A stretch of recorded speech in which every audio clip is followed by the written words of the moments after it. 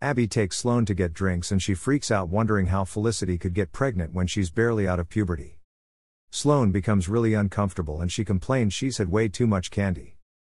Jackson comes to find out why she's in so much distress, and Sloane gets furious with him for trapping her in a torture device.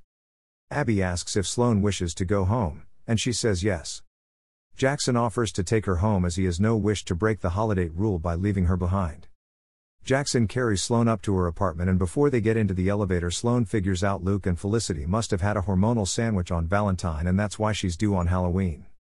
The situation goes from bad to worst when Sloane instantly becomes pressed and has to use the restroom. She tries to rip her dress off asking Jackson to untie her. The pair struggle out of the elevator, across the highway, and into the apartment. Sloane seems to have barely made it to the bathroom just in time. Sloane is embarrassed and worried she's going to be the tale he tells at parties from now on, the girl who shit her pants on Halloween night.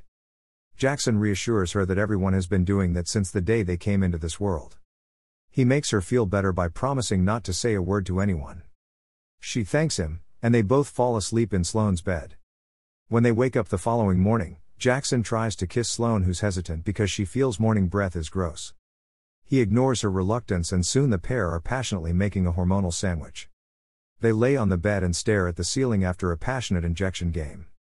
Sloane tells him he's free to leave if he wishes to as he shouldn't feel obligated to stay since Halloween is over.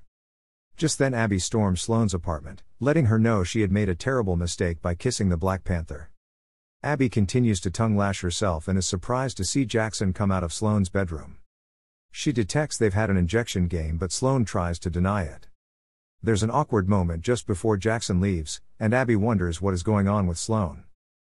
Later, Jackson explains to Neil how Sloane had practically kicked him out of her apartment after they had a hormonal sandwich, like nothing happened, and Neil feels bad for his friend. Neil advises that he shows up for Thanksgiving and acts as if nothing changed. Neil offers to go with him if that would make him feel better. Jackson wonders why, and Neil reveals that he felt a connection with Abby. Jackson, shocked, reminds him, Abby is a married mother of 4.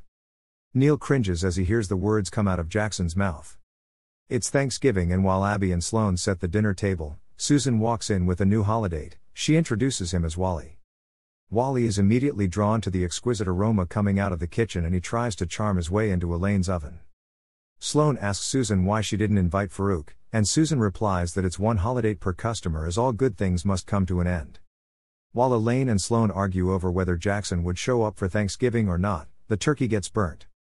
Elaine sends Sloane to the store for yams and sauce and they run into Jackson who had just arrived. Jackson offers to drive Sloane. At the store he asks how she could act as though nothing had happened.